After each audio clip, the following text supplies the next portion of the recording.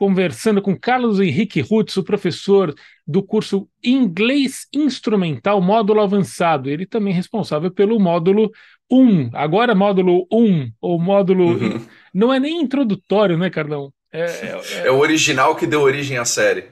Pronto. Explica um pouco desse curso novo, avançado, por favor. Cara, o curso avançado, assim, sendo bem sincero com quem está ouvindo e assistindo a gente, ele veio da demanda dos alunos, ele não estava inicialmente planejado. O curso, o que a gente chamou agora de módulo um, ele era para ser o módulo completo.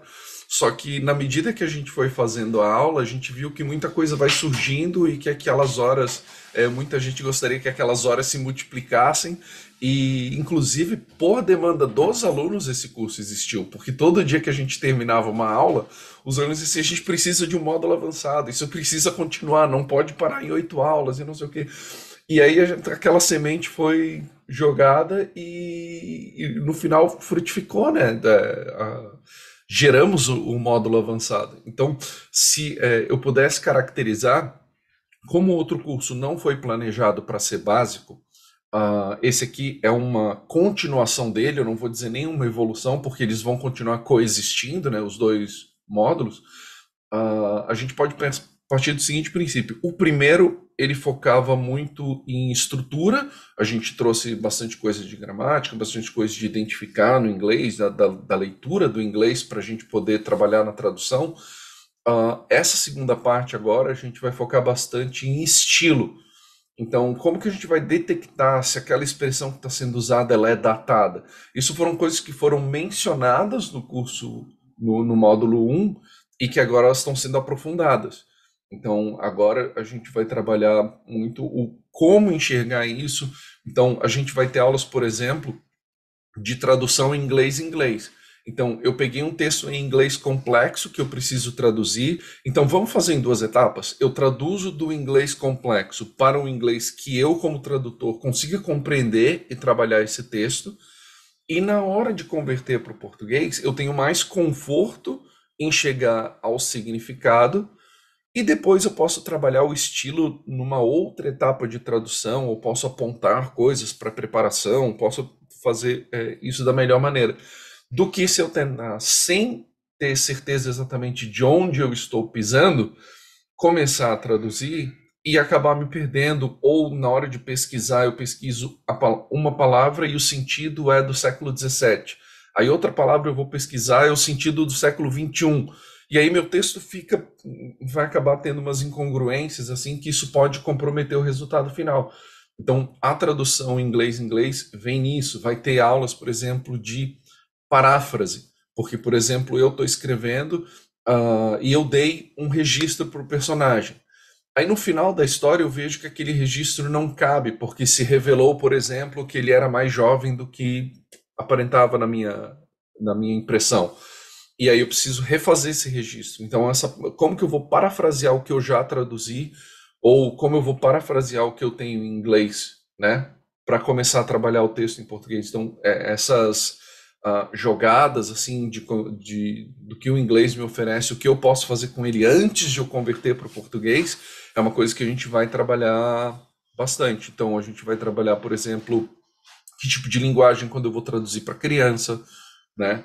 É, onde que eu capto em inglês, como que eu simplifico um texto, porque às vezes, por exemplo, já aconteceu inclusive comigo, de o texto em inglês, ele era direcionado para uma faixa etária, sei lá, 10, 14 anos, de 10 a 14 anos.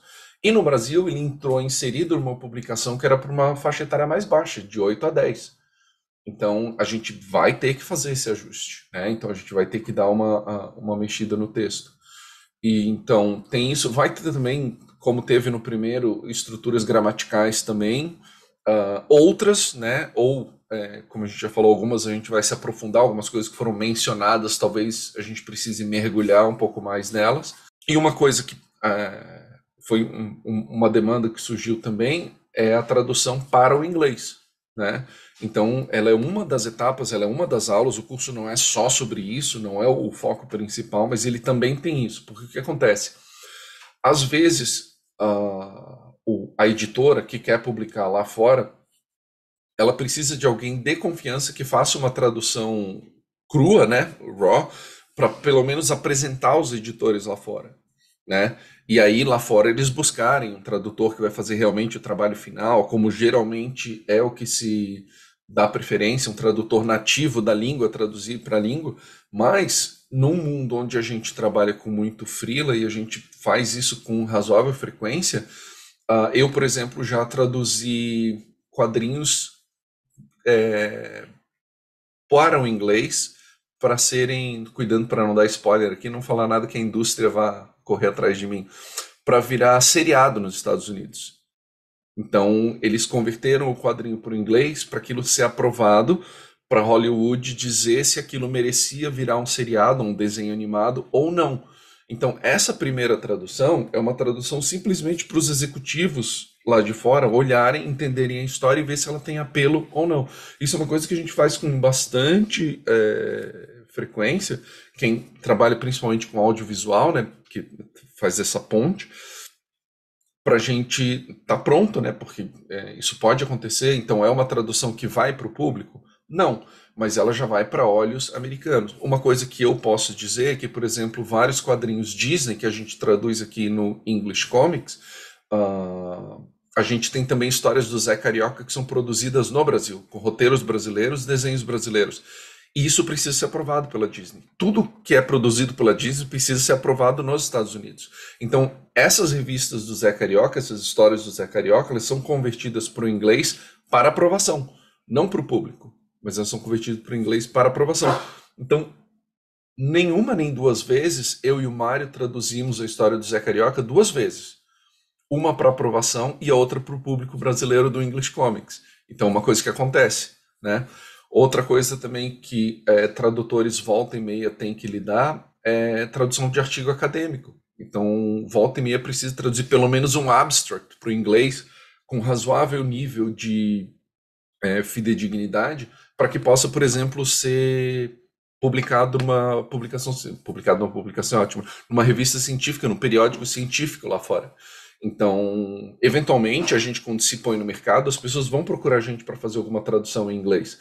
Lógico, dificilmente a gente vai traduzir um clássico da literatura para o inglês completo, porque todas as editoras, inclusive lá fora, vão dar preferência aos tradutores que são nativos do idioma. Mas, sim, existe mercado para tradutores brasileiros traduzirem para o inglês. Então é uma coisa que vai ter também, e a gente vai ter um professor convidado, um amigo meu, Brian, que é americano, que na aula que ele vai dar, eu quero que ele foque principalmente na fluidez do texto, para ver se o tradutor brasileiro escrevendo em inglês, aonde ele precisa trabalhar fluidez e precisão, obviamente, né, para entregar bons textos em inglês, né, seja para qual